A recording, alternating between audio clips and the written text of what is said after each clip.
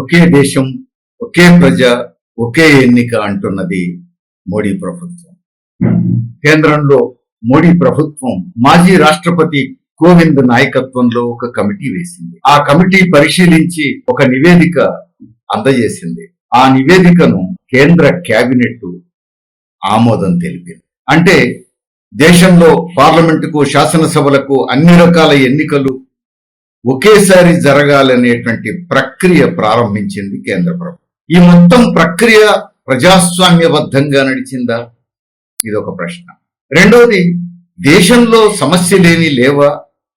ఇప్పుడు జమిలీ ఎన్నికలే అత్యంత కీలకమైనటువంటి అవసరమా? ఇదొక సమస్య. అసలు ఈ జమిలీ ఎన్నికలు అనేటువంటి ప్రక్రియ దేశానికి, ప్రజలకు, ప్రజాస్వామ్యానికి ఉపయోగమా, నష్టమా?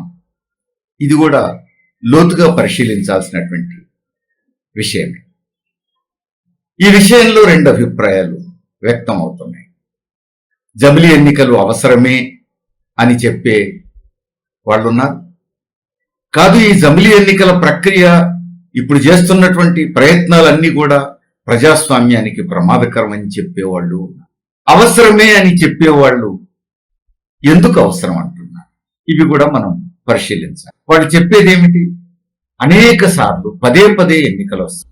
ఎప్పుడూ దేశంలో ఏదో ఒక మూల ఎన్నికలు జరుగుతూనే ఉన్నాయి. అయితే పార్లమెంటు, లేకపోతే అసెంబ్లీ, లేకపోతే స్థానిక సంస్థలు, అవి కాకపోతే ఎమ్మెల్సీ ఎన్నికలు, ఇవేవి కాకపోతే బై ఎలక్షన్స్, ఇట్లా ఎప్పుడూ ఏదో ఒక రకమైన ఎన్నిక జరుగుతూనే ఉన్నది. ఇది ఖజానా మీద పెద్ద భారం అవుతున్నది అనేటువంటిది ఒక అభిప్రాయం. అట్లనే ఈ పదే పదే ఎన్నికల వల్ల ఎన్నికైనటువంటి ప్రభుత్వాలు అభివృద్ధి మీద కేంద్రీకరించలేకపోతున్నాయని, పరిపాలన మీద దృష్టి సారించలేకపోతున్నాయని కూడా ఒక బలమైనటువంటి అభిప్రాయం చెబుతున్నారు. అంతేకాదు, అసలు ఈ జమిలీ ఎన్నికలను ఇప్పుడు వ్యతిరేకించే వాళ్ళు ఎందుకు వ్యతిరేకిస్తున్నట్టు అని ప్రశ్నిస్తున్నారు. జవహర్లాల్ నెహ్రూ, అంబేద్కర్ లాంటి గొప్ప గొప్ప నాయకులు ఉన్నప్పుడే ఈ దేశంలో జమిలీ ఎన్నికలు జరిగినాయి. 1951 నుంచి 61, 62 మధ్య జరిగినటువంటి 3 సార్లు ఎన్నికలు కూడా జమిలీ ఎన్నికలుగానే జరిగినాయి. మరి అప్పుడు ఏ ఇబ్బంది లేదు కదా. అప్పుడు ఏ ఇబ్బంది లేనప్పుడు ఇప్పుడెందుకు అభ్యంతర పెడుతున్నారు అనేటువంటి వాదన ఒకటి వస్తుంది. అంతేకాదు, దేశంలో అనేక పార్టీలు, ASSOCHAM, confederation of Indian industries లాంటి పారిశ్రామికవేత్తల సంఘాలు, లా కమిషన్, మాజీ న్యాయమూర్తులు కొంతమంది ఇతర మేధావులు, ఇంతమంది జమిలీ ఎన్నికలు అవసరం అంటుంటే, జమిలీ ఎన్నికలను సమర్థిస్తుంటే, ఈ వ్యతిరేకించే వాళ్ళు ఎందుకు వ్యతిరేకిస్తున్నారు అనే ప్రశ్న కూడా వేస్తున్నారు కొందరు. అంటే ఎక్కువ రాజకీయ పార్టీలు, కొన్ని ప్రముఖ సంస్థలు, కొంతమంది ప్రముఖ వ్యక్తులు చెబుతున్నారు కాబట్టి అది సరైందే అనేది వీరి వాదన. అసలు పార్టీ ఫిరాయింపులతో పదే పదే ప్రభుత్వాలు కూలిపోతున్నాయి. ఏడాదికి 2 ఏళ్లకు 3 ఏళ్లకు ప్రభుత్వాలు మారిపోతున్నాయి. సుస్థిర ప్రభుత్వాలు లేకుండా పోతున్నాయి. దీన్ని నివారించాలి కదా. ఇన్నిసార్లు ప్రభుత్వాలు కూలిపోవడం, ఎన్నికలు జరగడం అవసరమా అని కూడా ప్రశ్నిస్తున్నారు. ఇవన్నీ ఒక భాగమైతే అసలు ఒకే దేశం, ఒకే ప్రజ, ఒకే సంస్కృతి, ఒకే ఎన్నిక ఎందుకు ఉండకూడదు అనే ప్రశ్న కూడా వేస్తున్నారు. మనది ఒకే దేశం అయినప్పుడు, ఒకే ప్రజ అయినప్పుడు మనం ఒకేసారి ఎన్నికలు ఎందుకు నిర్వహించుకోకూడదు, వాటికి ఎందుకు అభ్యంతరం ఉండాలి అనేది ఇంకొక ప్రశ్న వేస్తున్నారు. ఇదంతా జమిలీ ఎన్నికలు అవసరము అని చెప్పేవాళ్ళు చేస్తున్న వాదనలు. కాదు, ఈ జమిలీ ఎన్నికలు నష్టం అని చెప్పేవాళ్ళు కొంతమంది చేస్తున్నటువంటి వాదనలు ఏంటి? మోడీకి అనుకూలమైన సమయంలో కోవింద్ కమిటీ వేశాడు, నివేదిక తెప్పించుకున్నారు. ఇది నష్టం అని కొందరు. మోడీ ప్రభుత్వానికి అనుకూలమైన సమయంలో నివేదికను కేబినెట్ చేత ఆమోదం పొందించుకున్నారు అని కొందరు. కాదు, మోడీ ప్రభుత్వం సుస్థిరంగా సుదీర్ఘకాలం అధికారంలో కొనసాగడానికి వీలుగా ఇలాంటి ప్రయత్నాలన్నీ చేస్తున్నారని కొంతమంది, ప్రతిపక్షం అధికారంలో ఉన్నటువంటి రాష్ట్రాలలో ఏదో ఒక రూపంలో ఆ ప్రభుత్వాలను కూలదూసి గవర్నర్ పాలనో రాష్ట్రపతి పాలనో పెట్టి కేంద్రం పెత్తనం చెలాయించడం కోసం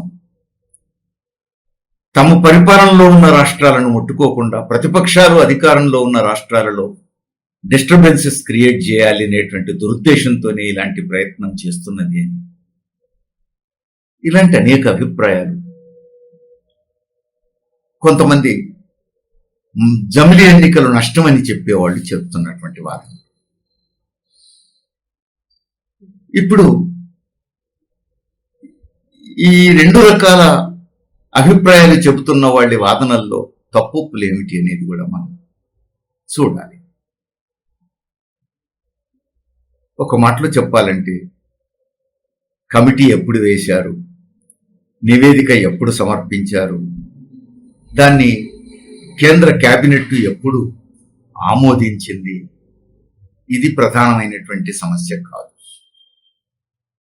అంతేకాదు, ప్రతిపక్షం ఉన్న రాష్ట్రాల్లో అస్థిరతను సృష్టించే అవకాశం లేదా అంటే ఉంది.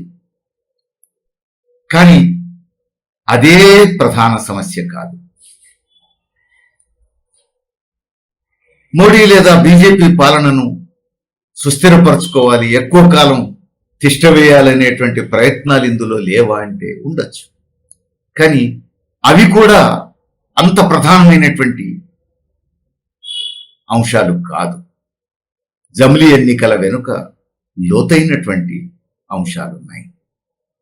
అందుకే వీటిని ఇంత పైపైన చూస్తే ప్రయోజనం ఉండదు, వాటి లోతులు అర్థం కావు. లోతుగా పరిశీలించాల్సినటువంటి అవసరం ఉంది, అధ్యయనం చేయాల్సినటువంటి అవసరం ఉంది. కొంత ఈ దేశం పట్ల, ఈ దేశ ప్రజల పట్ల బాధ్యతగా పరిశీలించాల్సినటువంటి అవసరం కూడా ఉన్నది. అందుకని ఇంత కీలకమైనటువంటి విషయాన్ని ఆషామాషిగా కొట్టేయకూడదు. ఇప్పుడు వస్తున్నటువంటి వాదనలు, సమర్థించే వాదనలు ఏమిటి అంటే, జమిలీ ఎన్నికల అవసరం అని చెబుతున్న వాళ్ళ వాదనలు ఏ మేరకు సమంజసం, వాటికి ఏమైనా ప్రాతిపదిక ఉన్నదా, బలం ఉన్నదా పరిశీలిద్దాం. మొదటి అంశం ఏమిటి, ఇన్నిసార్లు ఎన్నికలు జరిగితే దేశ ఖజానాకు భారం అవుతుంది అనేటువంటి అభిప్రాయం చెబుతున్నారు. ప్రజాస్వామ్యం అనేది అత్యంత కీలకమైంది. 143 కోట్ల ప్రజల జీవితాలను నిర్ణయించేది. అలాంటి ప్రజాస్వామ్య విలువలను పరిపుష్టం చేసేటువంటి ప్రక్రియను డబ్బుతో ముడిపెట్టి బేరీజు వేయగలమా? అలాంటి ప్రజాస్వామ్య ప్రక్రియకు డబ్బుతో వెలకట్టగలమా? అది డబ్బుతో బేరీజు వేయాల్సింది కాదు, డబ్బుతో వెలకట్టవలసింది కాదు.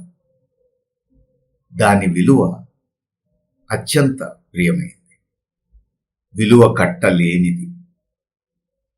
అందుకని దాన్ని డబ్బుతో కొలిచేటువంటి ప్రయత్నమే సంకుచిత ప్రయత్నమైనా కావాలి, లేదా దాని లోతుపాతుల అర్థం కాక చేస్తున్న వాదనైనా కావాలి, లేదా కావాలనే ప్రజల దృష్టిని మళ్లించేందుకు కొంతమంది చేస్తున్నటువంటి తప్పుడు వాదన కావాలి. పాలకులు ఇలాంటి తప్పుడు వాదన చేయొచ్చు, దాన్ని నమ్ముతున్న వాళ్లలో మాత్రం అమాయకత్వం ఉండొచ్చు, లోతైన అవగాహన లేకపోవడం కారణం కావచ్చు. అట్లనే అసలు ఇంకొక కోణం చూద్దాం. జమిలీ ఎన్నికలు పెడితే ఖర్చు తగ్గిపోతుందా? తగ్గిపోతుందన్న గ్యారంటీ కూడా లేదు. ఇంకా చెప్పాలంటే ఇంకా ఎక్కువ సార్లు ఎన్నికలు జరగవచ్చు, ఇంకా ఎక్కువ ఖర్చు కూడా కావచ్చు. ఎక్కువ ఖర్చు గ్యారంటీ అవుతుంది, ఎందుకంటే ఇప్పుడున్న ఈవీఎంస్ మెషిన్లు సరిపోవు, ఇప్పుడున్న యంత్రాంగం సరిపోదు. అందుకని ఆ ఖర్చు కూడా పెరుగుద్ది. అంతేకాదు, జమిలీ ఎన్నికలు అనే పద్ధతి వచ్చిన తర్వాత కొన్ని రాష్ట్రాలలో ముందే ప్రభుత్వం కూలిపోయింది, కొన్ని రాష్ట్రాలలో ముందే ప్రభుత్వం పడిపోతే అప్పుడు 5 సంవత్సరాల పాటు కొనసాగకుండానే పడిపోయిన ఆ ప్రభుత్వానికి సగానికంటే ఎక్కువ కాలం ఇంకా ఉంటే అప్పుడు ఎన్నికలు నిర్వహించే అవకాశం ఉందంటున్నారు. ఒకవేళ ఎన్నికలు నిర్వహిస్తే ఎంతకాలానికి? అప్పటి నుంచి 5 సంవత్సరాలకు కాదు, ఆ మిగిలిన సమయానికి మాత్రమే. మళ్ళా పార్లమెంట్ ఎన్నికలతో సహా మిగతా రాష్ట్రాల ఎన్నికలతో సహా జమిలీ ఎన్నికలకే పోవాల్సి ఉంటుంది. అంటే ఈ ప్రక్రియ వల్ల ఎన్నికలు జరిగేటువంటి అవకాశాలు ఇంకా పెరుగుతాయి తప్ప తగ్గవు. కాబట్టి ఇంకా ఎక్కువ సార్లు ఎన్నికలు జరిగి ఇంకా ఎక్కువ ఖర్చు అవుతుంది తప్ప తగ్గదు. అందుకని ఖచ్చితంగా ఖర్చు తగ్గుతుందనేటువంటి గ్యారంటీ లేదు, ఒకవేళ డబ్బుతో పోల్చినా. ఇదొక అంశం. ఇంకొక వాదన ఏంటి? పదే పదే ఎన్నికలు పెట్టడం వల్ల ఎన్నికైనటువంటి పాలకులు అభివృద్ధి మీద దృష్టి సారించలేకపోతున్నారు, లేదా పరిపాలన మీద దృష్టి సారించలేకపోతున్నారు. ఈ వాదనకు పసలేదు. అభివృద్ధి మీద దృష్టి ఎందుకు సారించలేరు? అధికారంలో ఉన్న పార్టీ విధానాన్ని బట్టి ఉంటుంది, ఆ ప్రభుత్వం విధానాన్ని బట్టి ఉంటుంది, ఆ శాసనసభ చేసినటువంటి తీర్మానాలను బట్టి, చేసిన చట్టాలను బట్టి, కేటాయించిన నిధులను బట్టి ఉంటుంది. అంతే తప్ప అభివృద్ధి కార్యక్రమాలకు ఆటంకం ఏముంటుంది? ఏమైనా స్వార్థ రాజకీయ ప్రయోజనాలుంటే తప్ప అభివృద్ధి కార్యక్రమాలకు ఆటంకం అనే దాంట్లో పసలేదు. 5 ఏళ్లు అధికారంలో ఉండేటువంటి ప్రభుత్వానికి స్వార్థ రాజకీయ ప్రయోజనాలు ఉండవని, 2 ఏళ్లకు ఒకసారి 3 ఏళ్లకు ఒకసారి ఎన్నికలు జరిగినప్పుడు వచ్చే వాళ్ళకు మాత్రమే స్వార్థ రాజకీయ ప్రయోజనాలు ఉంటాయని ఎక్కడైనా గ్యారంటీ ఉందా? అదేమీ లేదు. అది నిజం కూడా కాదని మన దేశ చరిత్రలో రుజువైంది. దశాబ్దాల పాటు పరిపాలించిన వాళ్ళు పచ్చి అవినీతి పరులుగా స్వార్థ రాజకీయ ప్రయోజనాలతో పనిచేస్తున్న సందర్భాలు మనం చూస్తున్నాం. కొద్ది కాలమే పరిపాలించిన వాళ్ళు ప్రజలకు అనుకూలంగా అంకితమై పనిచేసిన పాలకులను కూడా మనం చూస్తున్నాం. అందుకని ఎంతకాలం అధికారంలో ఉన్నారనే దాన్ని బట్టి వారి విధానాలు సరిగ్గా సరైనవి లేదా సరైనవి కాదు అని కూడా నిర్ణయించలేం. వారికి స్వార్థ రాజకీయ ప్రయోజనాలకు ఎంతకాలం అధికారంలో ఉంటారు అనే దానికి సంబంధం ఏమీ లేదు. అది ఆ పార్టీల విధానాలకు సంబంధించిన విషయం, నిబద్ధతకు సంబంధించిన విషయం, నిజాయితీకి సంబంధించిన విషయం, ప్రజల పట్ల వారి అంకిత భావానికి సంబంధించినటువంటి విషయం. అంతేకాదు ప్రజల ముందుకు పోయే ప్రయత్నంలో పరిపాలన మీద దృష్టి సారించలేకపోతున్నారు. పాలన మీద దృష్టి సారించడం అంటే ఏమిటి? ఎప్పుడూ ఏదో ఒక ఎన్నిక ఫేస్ చేయాల్సి వస్తే ఇంకా ఒళ్ళు దగ్గర పెట్టుకుని ఉంటారు కదా. ప్రజలకు ఆగ్రహం రాకుండా, ప్రజా ప్రయోజనాలు దెబ్బతినకుండా ఒళ్ళు దగ్గర పెట్టుకొని పరిపాలిస్తారు కదా. దానివల్ల మంచి జరుగుతుంది కదా, ప్రజాస్వామ్యం మరింత పరిపుష్టం అవుతుంది కదా, ప్రజాభిప్రాయానికి భిన్నంగా పాలకులు నడుచుకోవడానికి భయపడతారు కదా. అందుకని పదే పదే ఎన్నికలకు పోవడం అంటే ఎందుకు భయపడాలి? అసలు విషయం ఏమిటి? పదే పదే ఎన్నికలకు పోవాల్సి వచ్చినప్పుడు తమ స్వార్థ ప్రయోజనాలకు అనుగుణంగా వ్యవహరించడానికి కొన్ని అడ్డంకులు ఎదురవుతున్నాయి. ఎందుకంటే ప్రజల పెట్టే పరీక్షకు నిలబడాల్సి వస్తుంది, ప్రజల ముందు ముద్దాయిగా నిలబడాల్సి వస్తుంది. అట్లా కాకుండా ఒకసారి ఎన్నికైతే ఇక 5 ఏళ్లు తిరుగులేదనే పరిస్థితి ఉంటే ఏం చేసినా చెల్లుబాటు అవుతుంది. ప్రజాభిప్రాయాన్ని ఖాతరు చేయకుండా తమకు తోచిన పద్ధతుల్లో ప్రజాభిప్రాయాలకు భిన్నంగా ప్రజా వ్యతిరేక విధానాలు కూడా అమలు జరిపేందుకు బరితెగించవచ్చు. ఇది అసలు విషయం. లేకపోతే రెగ్యులర్గా ఏదో ఒక ఎన్నికను ఫేస్ చేయాల్సి వస్తే ప్రజల పట్ల నిబద్ధత కలిగిన వాళ్లకు, ప్రజానుకూల విధానాలు అనుసరించే వాళ్లకు భయం ఎందుకు? ప్రజలే నిర్ణయిస్తారు.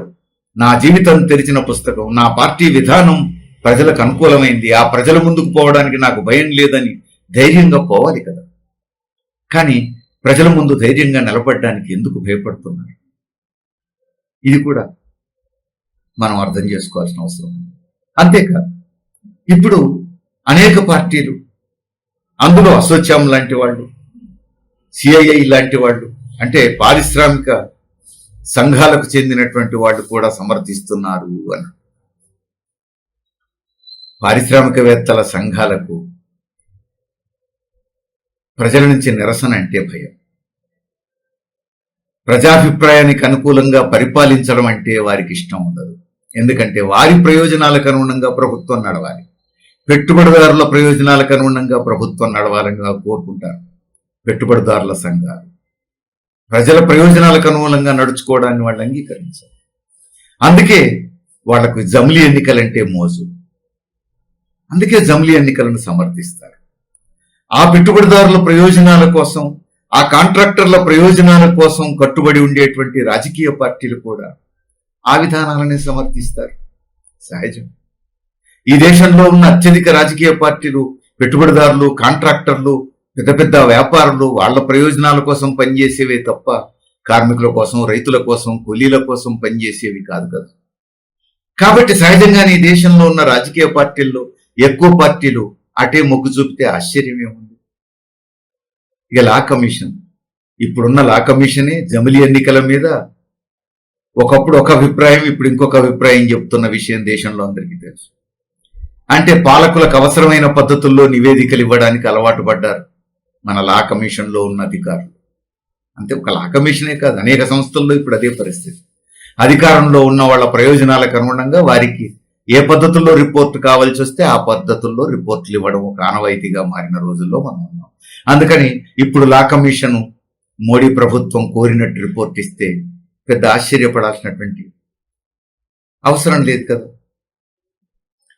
ఇప్పుడు అనేక రాజకీయ పార్టీలు లేదా కొన్ని సంస్థలు లేదా కొంతమంది ప్రముఖులు వీళ్ళందరూ చెప్పారు కాబట్టి అది సరైందే కావాలని ఏమైనా రూలా?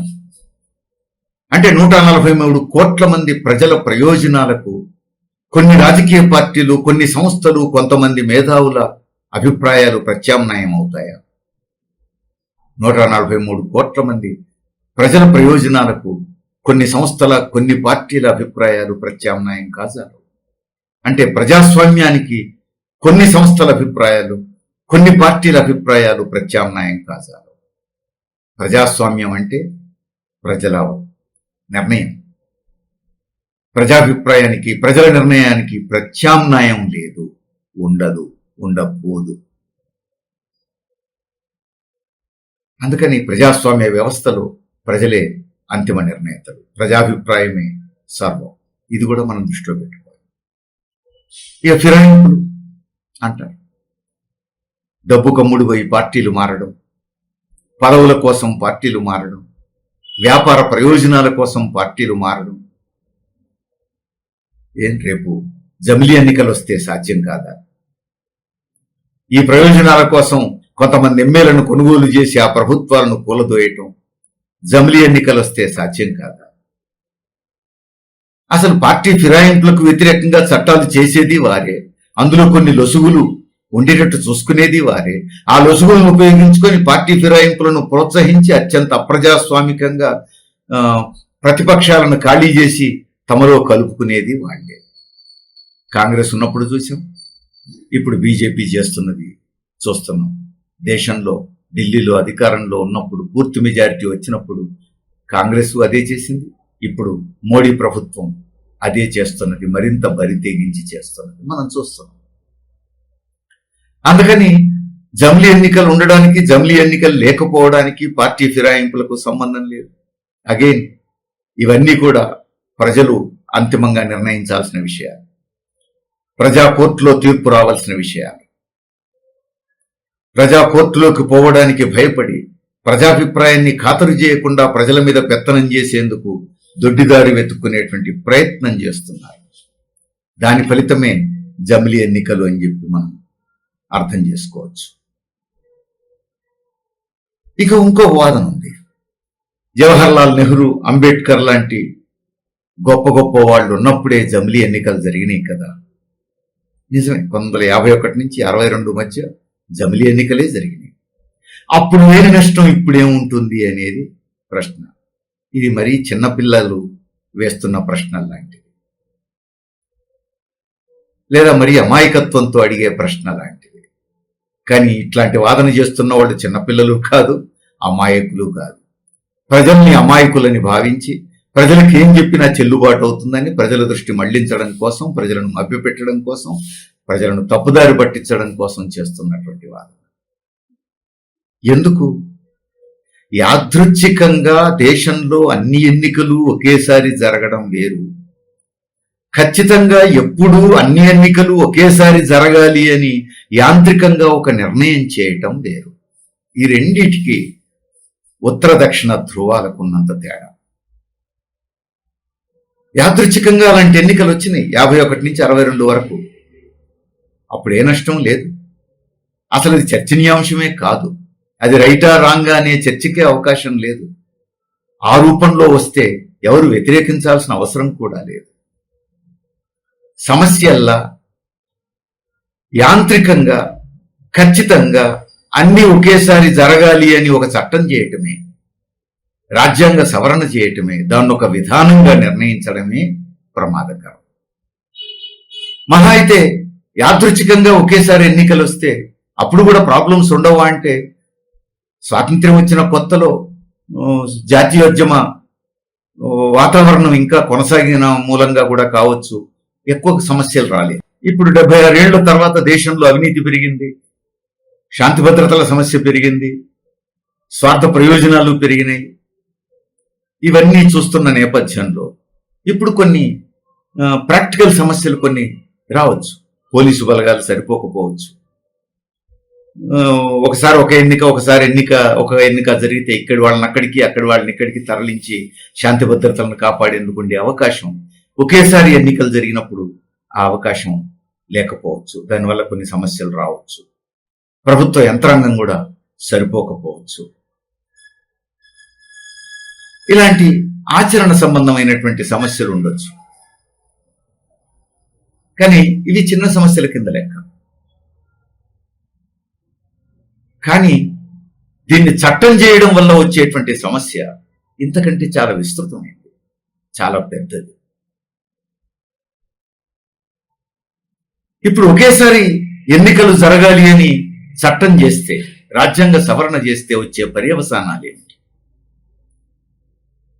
అప్పుడు జరిగేది ఏమిటి? అసెంబ్లీ మధ్యలో రద్దయితే, మరి ఎన్నికలన్నీ దేశంలో ఒకేసారి జరగాలి కదా. 5 ఏళ్ళు ఉండకముందే 2 ఏళ్లకో 3 ఏళ్లకో అసెంబ్లీ రద్దయితే అప్పుడేం చేయాలి? వెంటనే ఎన్నికలు పెట్టొద్దు అంటే ఓడిపోయినటువంటి ప్రభుత్వాన్ని కొనసాగిస్తారా? ఆ అసెంబ్లీ కాలం పొడిగిస్తారా? అది అప్రజాస్వామికం. 5 ఏళ్ల కోసం ఎన్నికైనటువంటి ప్రభుత్వం మెజారిటీ లేకుండానే పరిపాలించే ప్రయత్నం చేయటం, మెజారిటీ కోల్పోయిన తర్వాత మైనారిటీ ప్రభుత్వం 5 ఏళ్లు ఉండే ప్రయత్నం చేయటం అప్రజాస్వామికం అవుతుంది. లేదు, 5 ఏళ్లు పూర్తయినాయి, కానీ జమిలీ ఎన్నికలకు సెట్ కావాలంటే ఇంకొక ఏడాది ఆగాలి. అప్పుడు 5 ఏళ్ల కోసం ఎన్నికైన ప్రభుత్వాన్ని ఇంకొక ఏడాది పరిపాలించడం కోసం ఎక్స్టెండ్ చేస్తారా? అది కూడా అప్రజాస్వామికం. ప్రజాభిప్రాయంతో నిమిత్తం లేకుండా చేయటం. ఇంకొక ప్రాసెస్, 5 ఏళ్ల కోసం ఎన్నికైన ప్రభుత్వం మధ్యలో మెజారిటీ కోల్పోయింది అనుకోండి, అప్పుడు ప్రభుత్వాన్ని రద్దు చేసి ప్రజాభిప్రాయం కోసం ప్రజల ముందుకు పోయేటువంటి అవకాశం లేకుండా పోతుంది. లేదా గవర్నర్ పాలన ఎన్ఫోర్స్ చేస్తారు. లేదా 2 ఏళ్లే అయింది ప్రభుత్వం ఏర్పడి, కూలిపోయింది కాబట్టి ఇంకా 3 ఏళ్ళు అవకాశం ఉంది, అయినా కూలిపోయింది కాబట్టి మళ్ళీ ఎన్నికలు జరుపుతారా? మళ్ళీ ఎన్నికలు జరిపితే ఎంతకాలం కోసం? ఇప్పుడు చెప్తున్న దాని ప్రకారం 3 ఏళ్ల కోసమే. అంటే నెక్స్ట్ జమిలీ ఎన్నికల సమయం కోసమే. అంటే ఒక ఎన్నిక అదనంగా జరుగుద్ది. ఇప్పుడు జరుగుతున్న ఎన్నికల కంటే ఇంకొక ఎన్నిక అదనంగా జరుగుతుంది. అట్లా ఎన్నికలు అదనంగా జరగొద్దు కాబట్టి ఎన్నికలు లేకుండానే నడపాలి అనుకుంటే గవర్నర్ పాలన లేదా రాష్ట్రపతి పాలన పెట్టి కేంద్రం తమ గుప్పిట్లోకి తీసుకుంటుందా అధికారాలు? ఇది అప్రజాస్వామికం. అందుకని ఇవన్నీ కూడా ప్రజాభిప్రాయానికి భిన్నంగా ప్రజల పాత్రను పరిమితం చేసి లేదా ప్రజాభిప్రాయాన్ని ఖాతరు చేయకుండా కొంతమంది అధికారాలు తమ చేతుల్లోకి తీసుకొని పరిపాలించే ప్రయత్నం తప్ప ఇది మరొకటి కాజాలదు. ఇప్పుడు మెజారిటీ మధ్యలో కోల్పోయింది ఒక ప్రభుత్వం. అవిశ్వాస తీర్మానం పెడతారు. అవిశ్వాస తీర్మానం పెడితే ఏం చేయాలట? ఇప్పుడు మరొక ప్రతిపాదన. అవిశ్వాస తీర్మానం పెట్టడమే కాదట, అవిశ్వాస తీర్మానంతో పాటు ఆ స్థానంలో ఎన్నుకోబోయే ముఖ్యమంత్రి లేదా ప్రధానమంత్రి పేరుతో కూడా ఆ ప్రక్రియ కూడా ప్రారంభం కావాలట. ఇది కూడా ప్రజాస్వామికం. ఎందువల్ల? ఇప్పుడున్న ప్రభుత్వం మీద విశ్వాసం పోయింది అనుకున్నప్పుడు దాని మీద ఓటింగ్ జరగాలి. మెజారిటీ వ్యతిరేకంగా ఓటేస్తే ముందు ఆ ప్రభుత్వం రాజీనామా చేయాలి. ఆ తర్వాత ప్రత్యామ్నాయ ప్రభుత్వం కోసం ఏర్పాట్ల కోసం ప్రయత్నాలు జరగాలి. అట్లా కాకుండా ఆల్టర్నేటివ్ ప్రభుత్వం ఏర్పాటు చేసే అవకాశాన్ని బట్టి, ఆ ప్రత్యామ్నాయంకున్నటువంటి స్కోప్ను బట్టి మాత్రమే అవిశ్వాస తీర్మానాన్ని ఆమోదిస్తాము అని అంటే ఇది అప్రజాస్వామికం. ఉన్న ప్రభుత్వానికి పరిపాలించే హక్కు లేదు అని చెప్పేటువంటి ఆ హక్కు సహజంగానే ఆ శాసనసభ్యులకు లేదా పార్లమెంట్ సభ్యులకు ఉంటుంది. దాన్ని తిరస్కరించడమే. ఉన్న ప్రభుత్వానికి పరిపాలించే అవకాశం లేదని తీర్మానించే హక్కును తిరస్కరించటమే. మరి ఇది అప్రజాస్వామికమే కదా. అంతేకాదు, ఇప్పుడు అసలు పార్లమెంటులో మెజారిటీ కోల్పోతే ఏం చేస్తారు? పార్లమెంట్లో ఎన్నికైన ప్రభుత్వం మెజారిటీ కోల్పోయిన 5 సంవత్సరాలు ఒకే ప్రభుత్వం ఉండాలి కాబట్టి కొనసాగిస్తారా? అప్పుడు మైనారిటీ ప్రభుత్వం పరిపాలించే హక్కు ఎట్లా వస్తుంది? ఇది అత్యంత అప్రజాస్వామికం, ప్రజాభిప్రాయానికి భిన్నం. ఒకసారి ప్రభుత్వం మెజారిటీ కోల్పోతే ప్రజల ముందుకు పోవాలి, ప్రజల తీర్పును కోరాలి. అట్లా కాకుండా 5 ఏళ్ళు మైనారిటీ ప్రభుత్వం ఎట్లా ఉంటుంది? కాదు. ఆ స్థానంలో ఇక రాష్ట్రపతి పాలన పెడతాము అని అంటే అది అప్రజాస్వామికం. ప్రజల దగ్గరికి పోవటం కదా సరైనటువంటి ప్రజాస్వామ్యం. అందుకని ఈ రెండింటికి భిన్నంగా వ్యవహరించడం అని అంటే అది పార్లమెంట్ అయినా అది శాసనసభ అయినా ప్రజాభిప్రాయాన్ని బేఖాతరు చేయటమే కదా. అప్రజాస్వామికంగా గవర్నర్ చేతుల్లోకి లేదా రాష్ట్రపతి చేతుల్లోకి పరిపాలనా అధికారాలు తీసుకొని కేంద్రం తమ పెత్తనం చెలాయించడమే అవుతుంది కదా. కేంద్రం పట్టు బిగించడమే కదా. మన దేశం ఫెడరల్ రాజ్యాంగం అమల్లో ఉన్న దేశం. రాష్ట్రాలకు అధికారాలు ఉన్నాయి, హక్కులు ఉన్నాయి, రాష్ట్రాలకు ప్రత్యేకతలు ఉన్నాయి. అందుకని సమాఖ్య వ్యవస్థను మనం ఎంచుకున్నాం.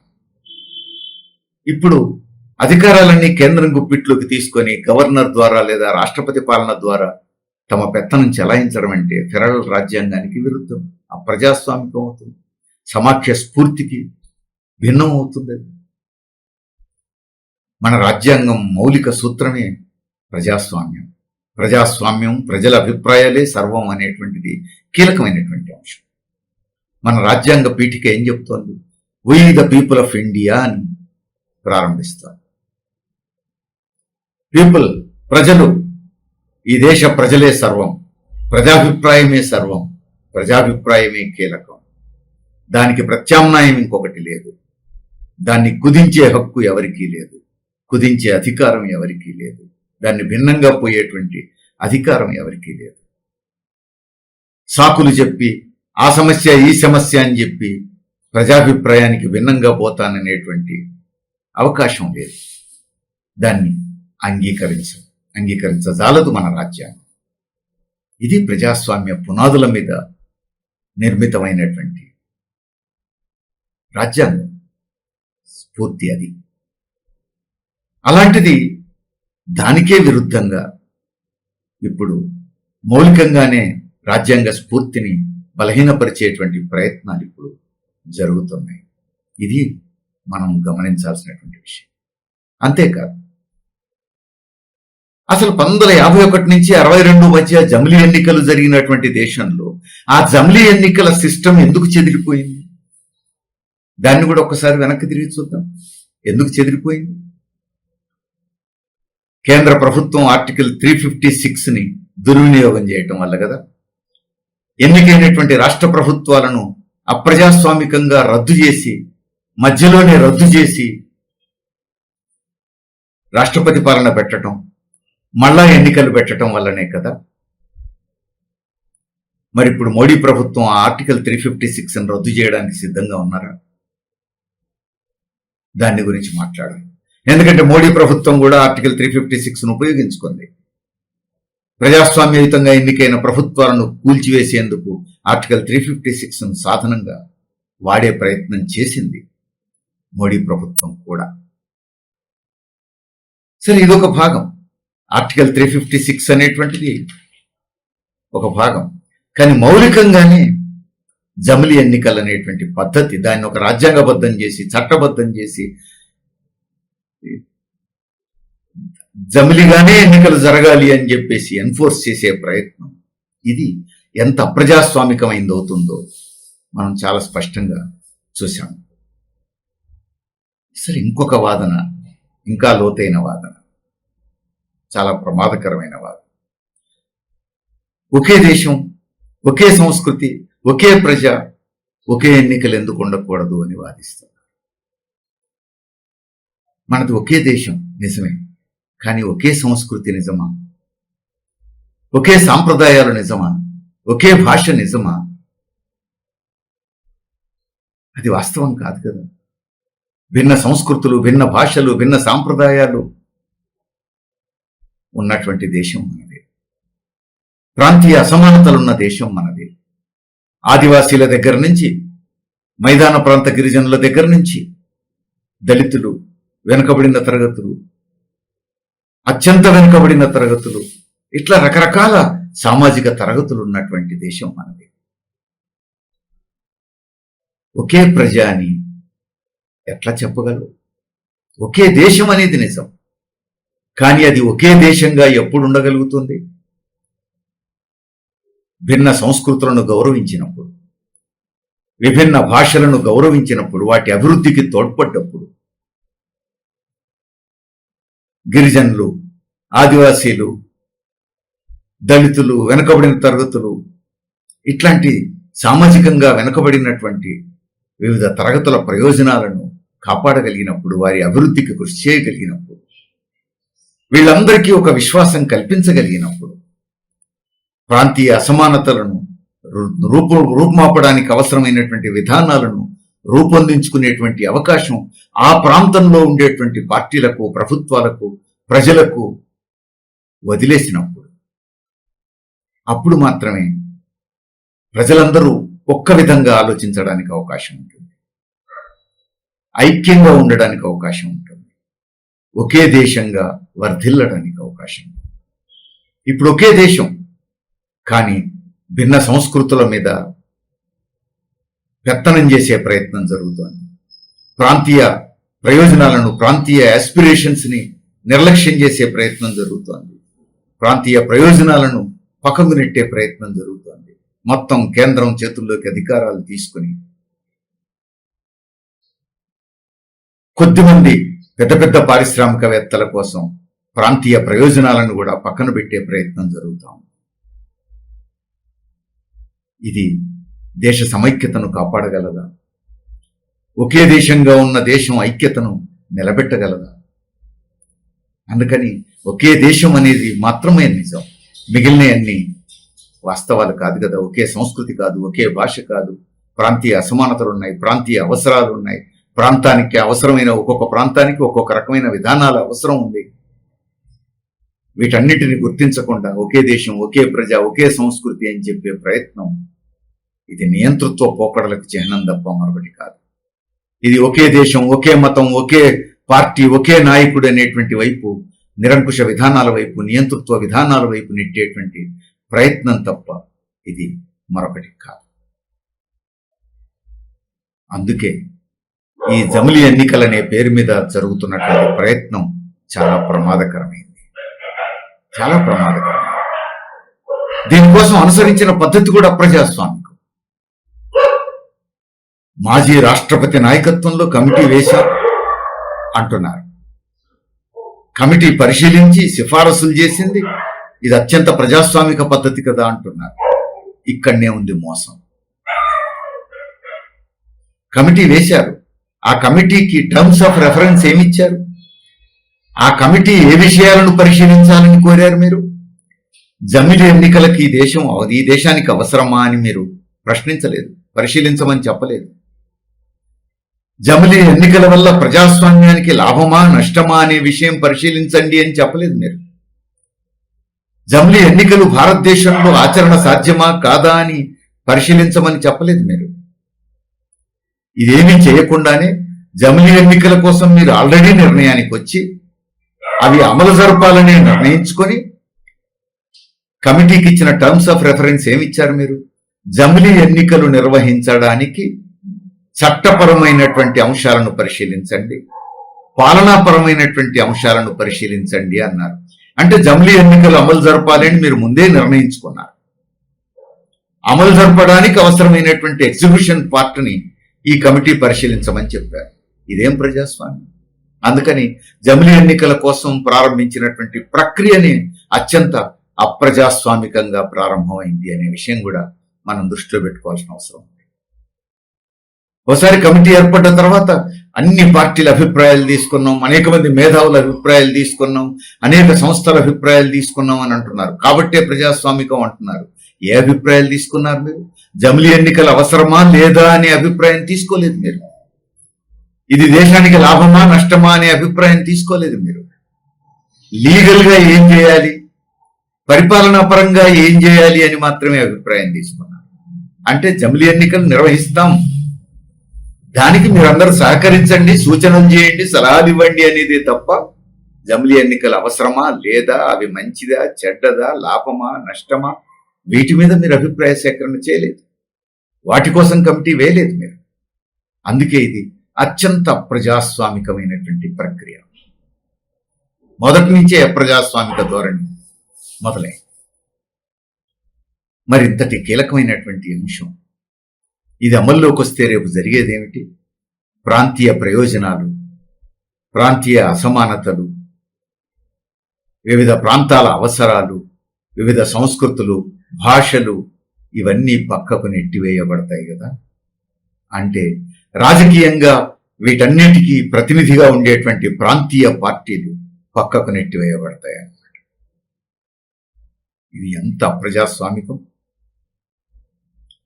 మరి ఇంత తీవ్రమైనటువంటి అప్రజాస్వామికమైనటువంటి ప్రయత్నం జరుగుతూ ఉంటే కేంద్ర కేబినెట్ ఆమోదం ఎట్లా పొందింది? ఇది మోడీకి పూర్తి మెజారిటీ లేదు, బీజేపీకి పూర్తి మెజారిటీ లేదు, అయినా కేబినెట్ ఆమోదం పొందింది అంటున్నారు. మరి ఆ కేబినెట్ లో తెలుగుదేశం మంత్రులు ఉన్నారు, జనసేన మంత్రులు ఉన్నారు, చంద్రబాబు నాయుడు గారి మనుషులు ఉన్నారు, పవన్ కళ్యాణ్ మనుషులు ఉన్నారు, నితీష్ కుమార్ మనుషులు ఉన్నారు. మరి ఈ పార్టీల మీద ఆధారపడి నడుస్తున్న ప్రభుత్వం కాబట్టి గతంలోలా కాకుండా, ఏకపక్షంగా కాకుండా ఒళ్ళు దగ్గర పెట్టుకుంటుందని కొంతమంది భ్రమపడ్డారు. కానీ ఇప్పుడు ఈ పార్టీలు బీజేపీకి తోకగానే పోతున్నాయి, బీజేపీ చెప్పిన దానికి తోకాడిస్తున్నాయి. ఈ పార్టీలే గనుక జమిలి ఎన్నికల ఈ నివేదికను మేము అంగీకరించమని కేబినెట్ లో అడ్డం తిరిగి ఉంటే ఈరోజు మోడీ ప్రభుత్వం కేబినెట్ ఆమోదించింది అని విర్రవీగగలిగేదా? తనకే పూర్తి మెజారిటీ ఉన్నప్పుడు ఏ విధంగా ఏకపక్షంగా పోగలిగిందో ఇప్పుడు కూడా అంతే ఏకపక్షంగా పోతున్నాడు మోడీ. అంటే దానికి Telugu Desam party, Janasena party, Nitish Kumar party వీళ్ళందరూ కూడా బీజేపీ తానే అంటే తందానా అనే స్థితికి రావడం వల్లనే కాదా? వీరు ఆ రాష్ట్రాల ప్రయోజనాలను కాపాడుతారా? ప్రాంతీయ ప్రయోజనాలని కాపాడుతారా? ఓటేసినటువంటి ప్రజలని మోసం చేసినట్టే కదా ఇది. అందుకని ఆంధ్రప్రదేశ్ ప్రజలు, బీహార్ ప్రజలు కూడా ఇప్పుడు ఆలోచించాలి, ఈ పార్టీల వైఖరి ఏమిటి. ఇలాంటి విధానాలని మరి తెలుగుదేశం, జనసేన లాంటి పార్టీలు ఎట్లా సమర్థిస్తున్నాయి తేల్చుకోవాల్సిన అవసరం. మరి ఇప్పుడు కేబినెట్ ఆమోదం పొందింది అంటే అందులో ఉన్న తెలుగుదేశం లాంటి వాళ్ళు, జనసేన లాంటి వాళ్ళు కూడా ఆమోదం చెప్పారు కదా. ఈ రేపు పార్లమెంట్లోకి వస్తే అక్కడ కూడా చేయెత్తుతారు కదా అనుకూలంగా, ఇంకా చేయగలిగేది ఏంది అని కొంతమంది అనుకోవచ్చు. అంతా అయిపోయిందని భయపడాల్సిన అవసరం లేదు. ప్రజాస్వామ్య వ్యవస్థలో ఉన్నాం మనం, ప్రజల దగ్గరికి పోవాలి. ఇదంతా ప్రాసెస్ కావడానికి చాలా సమయం పడుతుంది. ఎందుకంటే పార్లమెంట్లో 3/2 మెజారిటీ ఆమోదించాలి. అది సరిపోదు. దేశంలో కనీసం సగం రాష్ట్రాలు దాన్ని ఆమోదించాలి. రాష్ట్రాల శాసనసభల్లో సగానికంటే ఎక్కువ మంది ఓట్లు వేయాలి అనుకూలంగా. ఈ ప్రాసెస్ అంతా ఉంది. కాబట్టి ఈ ప్రాసెస్ ముగించే లోపు ప్రజలు మేల్కొనాలి, ప్రజలు చైతన్యం కావాలి, ప్రజలు కదలాలి, ప్రజాస్వామ్యవాదులంతా ప్రజల దగ్గరికి పోవాలి, మోడీని ప్రజలే నిలదీసే పరిస్థితి తేవాలి. ఈ విధానాన్ని సమర్థించే ప్రాంతీయ పార్టీల నాయకులను ప్రజలే నిలదీసే పరిస్థితి రావాలి. అందుకని రానున్న రోజులు ఒక పరీక్షా సమయం. ప్రజాస్వామ్యవాదులు, వామపక్షవాదులు అందరూ కూడా కలిసి నడవాల్సినటువంటి సమయం. దేశంలో ప్రజాస్వామ్య మూలాలను కాపాడుకోవాల్సిన సమయం.